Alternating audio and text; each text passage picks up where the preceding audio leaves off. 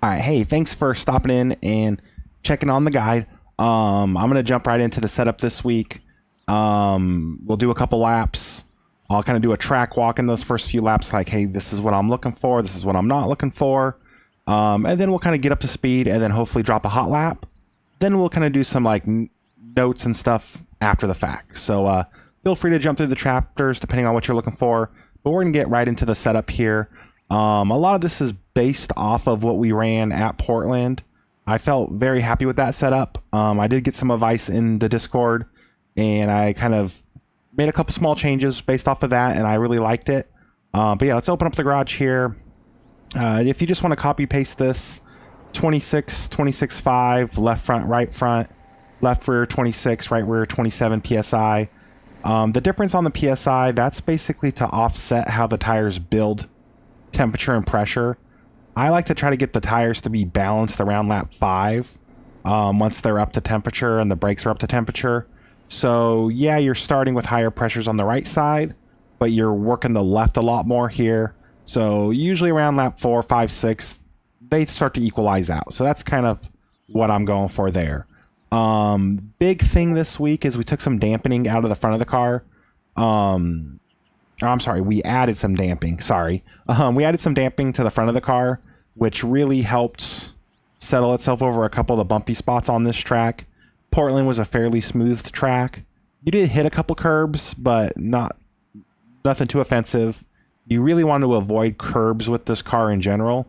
But yeah, so we did that. Now, what I really picked up on is still rocking the 2 on the front ARB. I work really hard to get my ride height as low as possible to kind of seal off the car and maximize that downforce. So having the 2 on the front ARB is just going to help keep that car sealed. What's different this week is I actually went -5 on the toe in. I've been running 1 or 2 all season long, but adjusting that toe in does slightly adjust the ride height.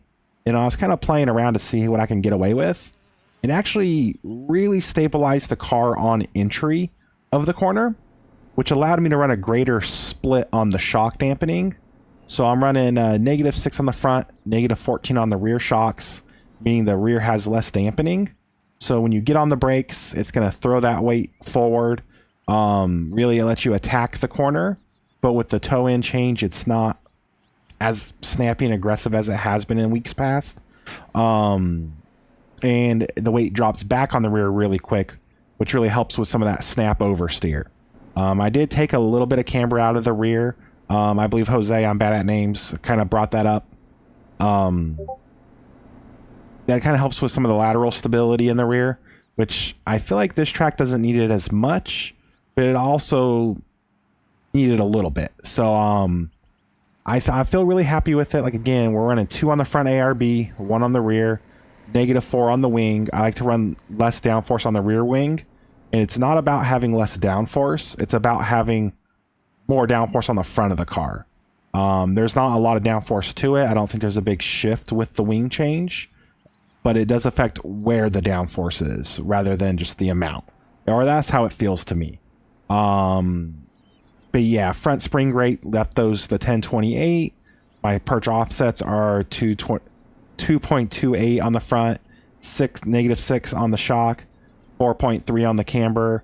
I did bring that camber from 4.4 to 4.3. When you do 4.4 max camber, you just hit issues with the ride height. I think you can make it with 9 gallons of fuel, but I put 9.3 in it. I have been pushing it every week on fuel, and I don't think it's super necessary. My Portland race is probably going to upload shortly after this. A couple people ran out of fuel, and I don't want to put anyone who uses my setups in a tight spot. I would say be mindful on your outlap just to be safe, but I'm pretty confident you can make it with 9, so 9.3 is just a little extra security. But that's pretty much the setup. Like I said, the core of it's based off of what we ran at Portland. The big difference this week was the change in toe allowed me to run a wider split on the shock settings, which having that split front to rear has really freed the car up in some areas that I really like, but I used to have to tame it back. The toe adjustment fixed some of those spots, so it's kind of the best of both worlds. I'm super happy with the set. Jump in the Discord to grab it. I also want to note it's showing rain on the schedule. I launched test session after test session based off of the settings in the schedule. Never once saw rain. I loaded into a session where I asked for it to start raining. The moment I got there, it didn't rain. However, I think we know after Willow Springs, if they say rain's possible, it's gonna rain. I believe Willow Springs was like a 10 or 12% possibility of rain. We saw some sprinkles, never had to go to the wet tire. It got close for a moment, but the rain stopped. I definitely recommend programming a button if you can to get a weather report. It's showing 36% chance of rain here. I did run with the wet track about 33%, and with rain tires, the car drove actually surprisingly the same. It wasn't like 50-60% wet track, so there wasn't puddles or anything. You do want to be mindful of like where the rubber is, kind of getting a little offline, but with the setup, it does drive fine in the rain. I don't know where that threshold is of like when rain gets there to switch from dry to wet, but hit that button, check your forecast, and judge accordingly. But the setup does, if it's wet when you get to the track, if you throw the wet tires on, you're going to pass tech. They are actually a little bit taller, but we're good there. I checked all of that. So that's pretty much everything. Open this up, make sure I'm recording still. Yep. That's everything with the setup. Let's kind of get out on track. I don't know these turn names quite as well as some of the other tracks. Actually, I'm going to leave this stuff off for a moment so we have best possible view. We're basically going to start looking at turn 2 and work our way back to turn 1 just based on how pit road is. So yeah, track walk. We are starting now, and we are going to skip turn 1 and go straight to turn 2. So coming off of turn 1, you're going to want to obviously be towards the right or the left side of the track. Use up all the track that you can. You do want to run yourself back across to the right. You don't need to like race over there, but you're going to want to kind of get over there kind of quick. Going into 2, you're kind of cresting a hill and you're turning at the same time. So you're asking a lot out of the car. How you attack it's very important. I'm going to try to get rolling so that goes away. The little huts with the blue roof, they are great markers. I like to use that hut there straight ahead with the blue roof as kind of, think of the seam on the roof there, kind of where the peak comes together. Think of that as a line pointing to where you want to be starting the corner. So you're going to get, like I said, come off of turn 1, you're going to get over to the right, and then you're going to want to attack to the left and get over here. You'll start to see writing on the wall. Once you get to that writing, you really want to have your left sides over the white line. Don't go into the grass.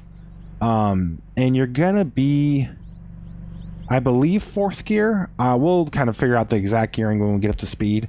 It's something I don't usually think about until I'm talking about it. But yeah, I believe you're going to be 4th gear, but you want to kind of keep the car aimed and pointed to here. And then as you get to the end of the spot is when it starts to kind of go downhill into the left-hander. You really want to be patient on when you get back to the throttle. It looks like you could take this turn a lot faster, but if you get offline at all, you're just going to push wide, and you're going to see a lot of cars push wide.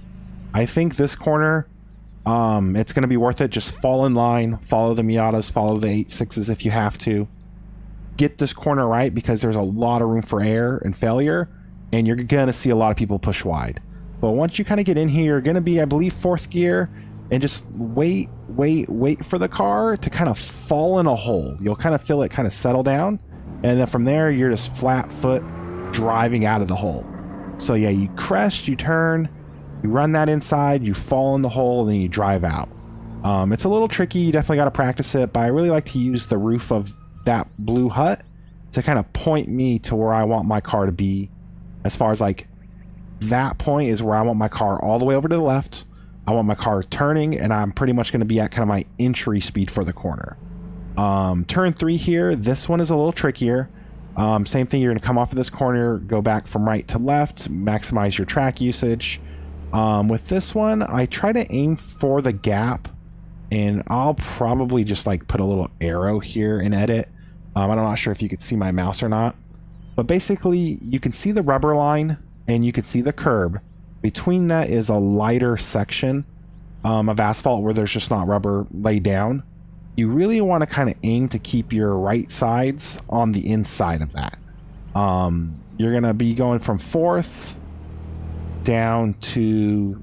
You don't need to downshift to 3rd here. You can. It's going to be really close. This one is tricky as well because you are kind of cresting a hill. As you kind of get closer to the apex, it crests and it kind of goes off camber.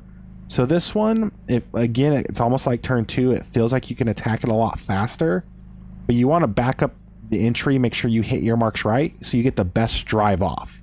If you hit it wrong on entry, carry too much speed, you're going to get offline. It's going to kind of compound what goes wrong. Now, what I like to look for here is you're going to see these 2 buildings up here, the one with the blue roof and the red roof. I just, in my brain, I call them the Crab Shack. My name is Earl reference, I guess. I don't know why, but that's the Crab Shack. Once they kind of get to your A-pillar here, that's about where the apex of the corner is, and it's also where the curbing falls away. So that's the line where I want to get kind of back to the throttle and driving off the corner, but I'm still trying to kind of keep to the left side of, or I'm sorry, the right side of the rubber on the track. It's gonna walk you out naturally. It's gonna naturally walk you out to the curb. And like I said, the way the camber goes, the way it falls away, you just gotta kind of get a rhythm to it. But usually, like I said, the Crab Shack there where the curbing falls away, you want to be all the way to the curb on the right, and then that point's really where you want to get back to the throttle and let it walk out. With the setup of the car, it does kind of want the back end to get a little free early on in the run. Just kind of be mindful of that. If it starts to drift, don't overreact. It kind of collects itself really nice. Just don't like lean into it at that point. Let the car kind of catch itself before you really start pushing. This, I believe, is turn 4.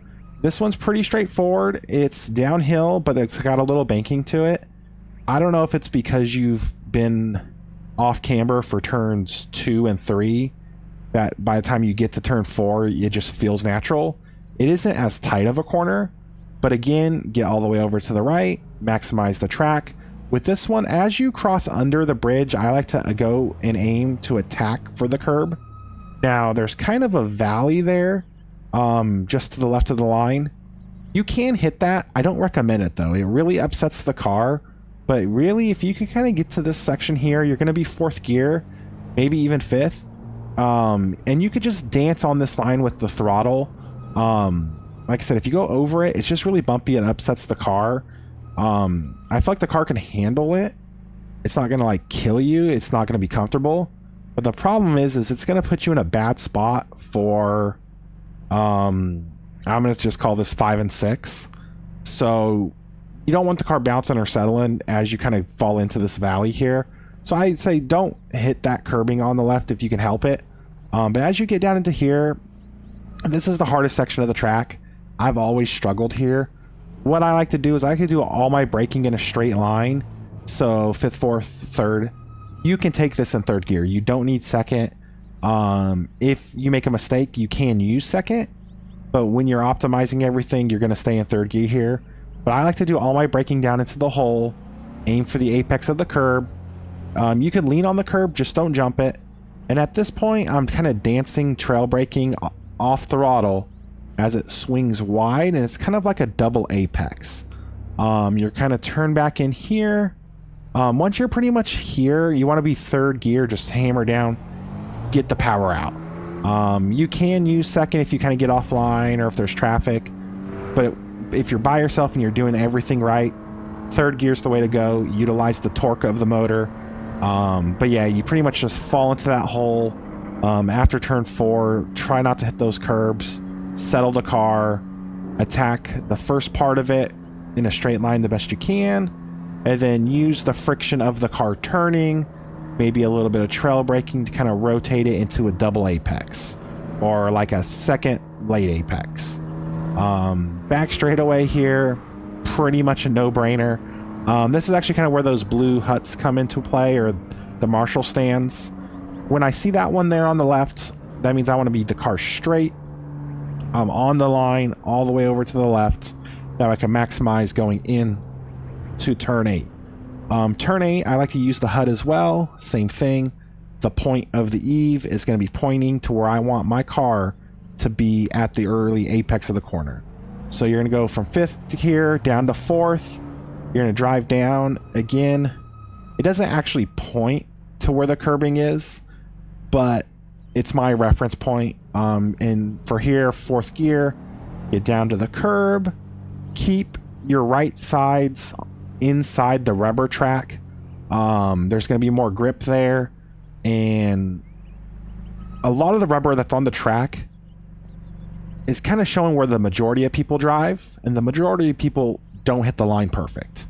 So if you ever see a rubberized line on a road course on iRacing, 90% of the time you just want to be on the edge of it, not directly in the middle of it. But basically, this is almost kind of a double apex. You'll enter in, you'll dance on the throttle. I don't even know what number turn this is. I think the other one's 8. So this would still be part of 8. You're going to want to keep to the inside here, though, or keep it to the right, because you're going to have another left, then another right. Same thing as you cut back across. Right around here, I believe, is where I think you could carry momentum here in 4th gear, but you could grab 3rd as well, because you're not really going to be on the throttle here until after the next set of corners, the final turn. But the same thing, you're going to go from the right side of the track to the left side of the track. Keep your inside tires just to the left of the rubberized line, and don't hit the curb too hard. You hit the curb, it's going to upset the car, and you just don't want to do that. But you're going to be either 4th or 3rd, depending on when you time your downshift. And then you'll get on the throttle maybe a little bit here. You don't want to do much, because the same thing, you want to get over to the left, turn, and go to the right. Now, this blue hut is one of the few I'll kind of ignore. You want to have, in my opinion, kind of a later apex here.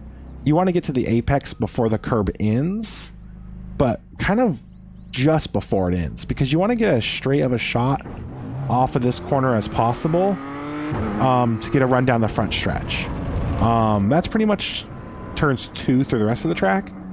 Turn 1, I'm still struggling with. What I've been doing is, once you see the hut with the blue roof, and you start to see the track kind of turn and fade away, personally, I like to kind of aim for the wall. Now, the wall is constantly going away from you. But once you kind of get here, you'll see the curb. You can straddle that curb. I don't recommend putting your left sides on it. I don't recommend putting your right sides on it. Kind of use that to split the car, because it rides smooth. You can make it work. It gets a little bumpy as you get off of that section of curb, but then just use your throttle to walk it all the way out. And then remember to get back across the track for turn 2. Again, we're using the blue hut, aiming for the entry point. I'm being patient, waiting for the car to settle, and then back to the throttle. Now my tires are going to be pretty cold here, but we're going to kind of get ourselves up to speed. I think a lap or 2 should be all I need to set a decent lap. Track temp's 95 Fahrenheit. That track temp, my best lap was like a 27.5, a high 27.5. I think my optimum was a 4 something. So it's if you could get into the 27s or even low 28s, I think you're in a very good spot. Like I said, I feel very happy with the setup. I've already posted 2 setups to the Discord early. They're there if you want to check them out. They're running a little lighter on fuel, but I really think this kind of combines the 2 of those and is the best of both worlds. But yeah, let me shut up here and try to focus on driving.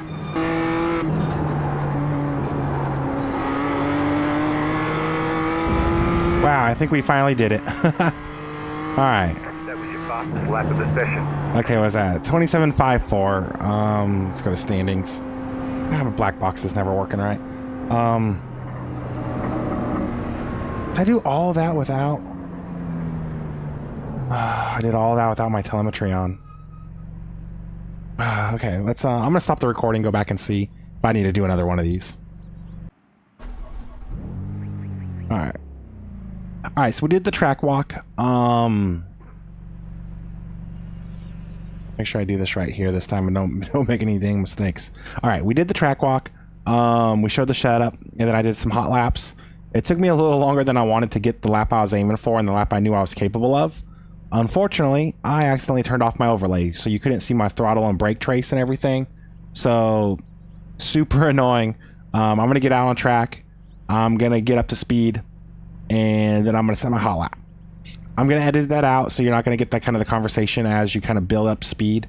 So, I do apologize for that. Super frustrated. I was setting decent laps, but I knew I could get into the 27.5s, and I looked over and saw my overlays were off. So it's super frustrating. I want you guys to see what I'm doing with my feet, with my hands. So yeah, we're gonna roll out here. We're gonna give this another go, and yeah, it's gonna edit here, and we're gonna jump straight to the fast lap.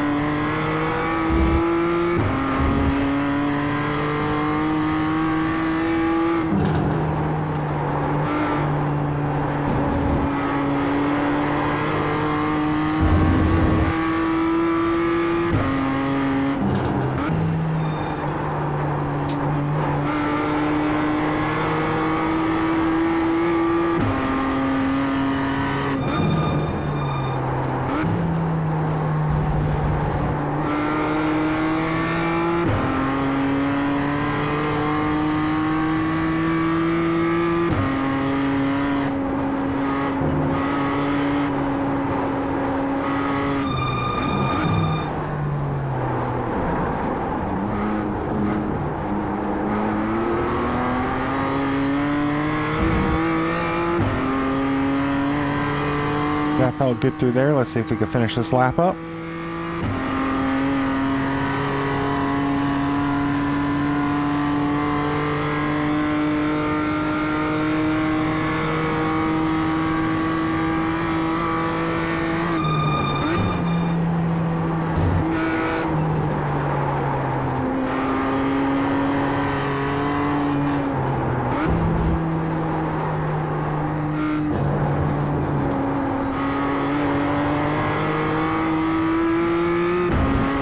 Well, it wasn't pretty at the end, but we got the lap we needed. Oh wow, it's so frustrating. I recorded that whole lap and didn't have the telemetry on, but I think if you can get into the mid to high 27s, you're gonna be great. Even low 28s is respectable, I feel. Traffic always plays a role. It's PCC. I wouldn't stress your lap time as much as I would stress your comfort in getting around the track cleanly. If you can get around this track cleanly, not get off tracks, hit your marks, and keep your focus, regardless of your pace, I think you're going to do good. I do, not trying to toot my own horn, I think the setup is really good here. I think fast guys are going to be able to really lean on the car, but I don't think it's uncomfortable if you don't like driving a car outright on the edge. It rotates good with trail braking.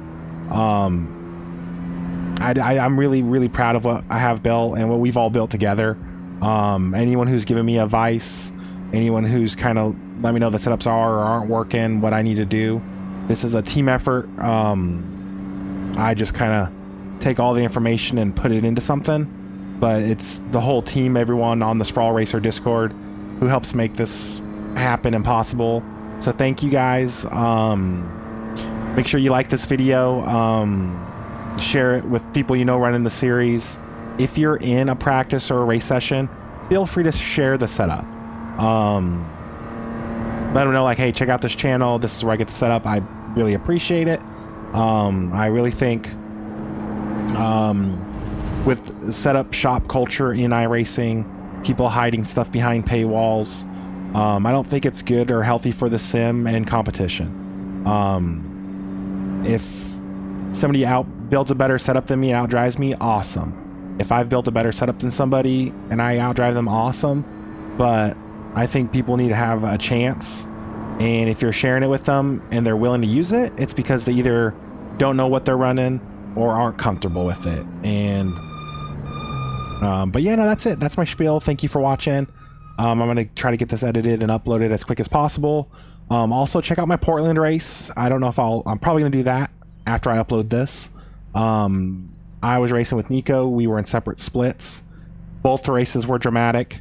I had some tech issues at the start of the race. Like, it was a wild one, but it was a ton of fun. So check that out. And yeah, have a great day. And good luck next week in your races. Oh, also want to shout out Randomist. I think I'm pronouncing that right. He did pick up a win last week. I try to have everyone in our Discord share their wins and like to kind of promote them. I should have a screenshot here of his car. So congrats on your win. Nico picked up a few wins. Carl picked up a win in Laguna Seca. So yeah, we just one good solid team. People working hard to get this thing better, and got to share those W's. Again, thank you for watching and have a great day.